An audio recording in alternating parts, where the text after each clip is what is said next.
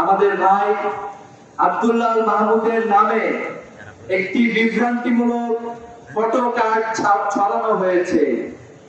পরবর্তীতে ভেরিফাই করা গিয়েছে সেই ফটো কার্ড ছড়িয়েছে ছাত্রলীগের বিতাড়িত সন্ত্রাসীরা।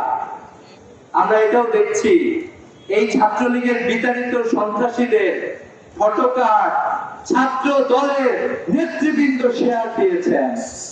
আমরা এটাও দেখলাম কি কুরুচিপূর্ণ একটি ফটো কার্ড তারা ছড়াইছে, যেটা অলরেডি প্রমাণিত হয়েছে। বিভিন্ন ফ্যাক্ট চেকিং গ্রুপ এটা প্রমাণ করেছে যে এটা একটা ভুয়া ফটো কার্ড ছাড়া হয়েছে।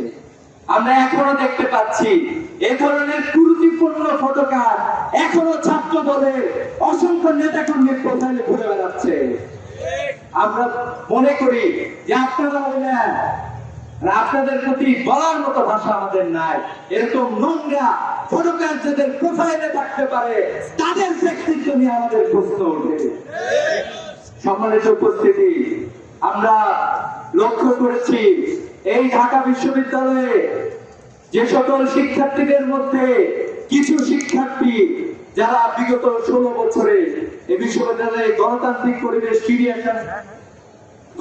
পরিবেশ নিশ্চিত করার জন্য কাজ করে গিয়েছেন, সাংবাদিক ভাইদের উপরেও হামলা করা হয়েছে। আমরা এর আগে কখনো বিগত ফ্যাসিবাদে আমলেও দেখি নাই একদিনে এত বেশি সাংবাদিক একদিনে আহত হয়েছে। আমরা এখনো দেখতে পাচ্ছি ডাকসুর নেতৃবৃন্দ যারা আব্দুল্লাহ মাহমুদকে বাঁচানোর জন্য গিয়েছিল শাহবাগ থানায়, জুমা উম্মে সালমা সহ ঢাকা বিশ্ববিদ্যালয়ের সূর্য সেন হলের ভিপি আজিজ, সদস্য আলভি, মহসিন হলের সাংস্কৃতিক সম্পাদক জুলহাস সহ অসংখ্য শিক্ষার্থীকে সেখানে হেনস্থা করা হয়েছে। জুলাইয়ের পরে আমরা বলেছিলাম আমাদের ক্যাম্পাসে এরকম হেনস্থার দিন শেষ হয়ে গিয়েছে। অতীতে আমরা দেখেছি গেস্টরুম গণরুমে ফার্স্ট ইয়ারের জন্য একটা আতঙ্কের পরিবেশ তৈরি করা হতো। আমরা বলছিলাম যে সেই অধ্যায় আমরা শেষ করে এসেছি, কিন্তু আমরা দেখলাম আবারও বিভিন্ন হলে আদু ভাইদেরকে তুলে বিভিন্ন হলে মত ক্রিয়েট করে হলগুলোকে অশান্ত করার কার্যক্রম তারা শুরু করতে চাচ্ছে।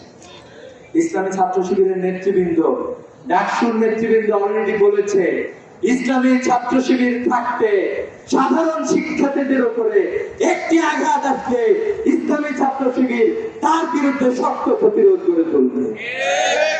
জুলাইয়ের পরে আমরা এখনো দেখতে পাচ্ছি আমাদের ভাই আশরাফুল, ছাত্র দলের সন্ত্রাসীরা ছুরি চাপাতি হাতে আমাদের ভাই আশরাফুলের পা দ্বিখণ্ডিত করেছে। আশরাফুল এখনো হাসপাতালের বেডে কাতরাচ্ছে, একটা অপারেশন হবে আরো কয়েকদিন 2 দিন পরে। এরকম যেই সন্ত্রাসীরা তাদের উপরে হামলা চালালো এখন পর্যন্ত তাদের কাউকে গ্রেফতার করা হয় না।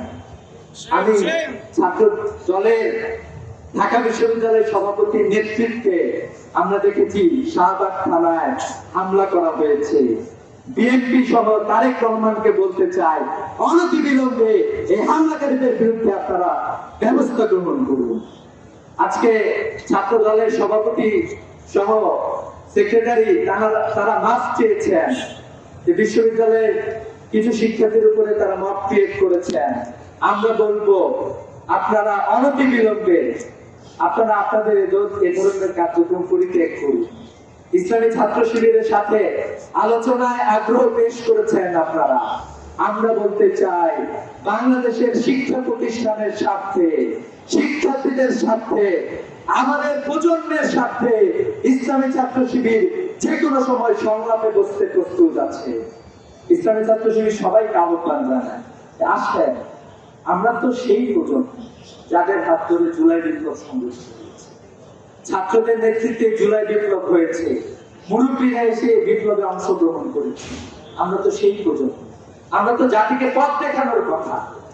দেখেন ছাত্র শিবির এবং ছাত্র দলের মাঝে নানা জায়গায় কতিপয় গুপ্ত ছাত্রলীগের সন্ত্রাসীরা ছাত্র দলের উপরে ভর করে অস্থিতিশীল পরিবেশ যখন তৈরি করতে চায় সে সময়টিতে ইসলামী ছাত্র শিবির তার গঠনমূলক কার্যক্রম বন্ধ রেখেছে। আমরা বলতে চাই, আমরা তো সেই প্রজন্ম, জনগণ তো আমাদের কাছে ভালো কিছু চায়। আমাদের কাছে ভালো কিছু পাইলে জনগণ আশাবাদী হয়, আমাদের মধ্যে খারাপ কিছু দেখলে জনগণ হতাশায় নিমজ্জিত হয়। এই জায়গা থেকে আমরা বারবার বলেছি, আমরা শিক্ষাঙ্গনে আর এরকম অস্ত্রের রাজনীতি চাই না। আমরা শিক্ষাঙ্গনে আর কেসুম গণরূপ চাই না।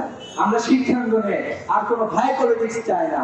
আমরা শিক্ষার্থীদের পড়ালেখা নিশ্চিত করতে চাই। ইসলামী ছাত্র শিবির যখন বিশ্ববিদ্যালয়ে কাজ করেছে বিভিন্ন ভাবে, আপনারা দেখেছেন ইসলামী ছাত্র শিবির পলিটিক্সের ডাইমেনশন পরিবর্তন করার জন্য কাজ করেছে।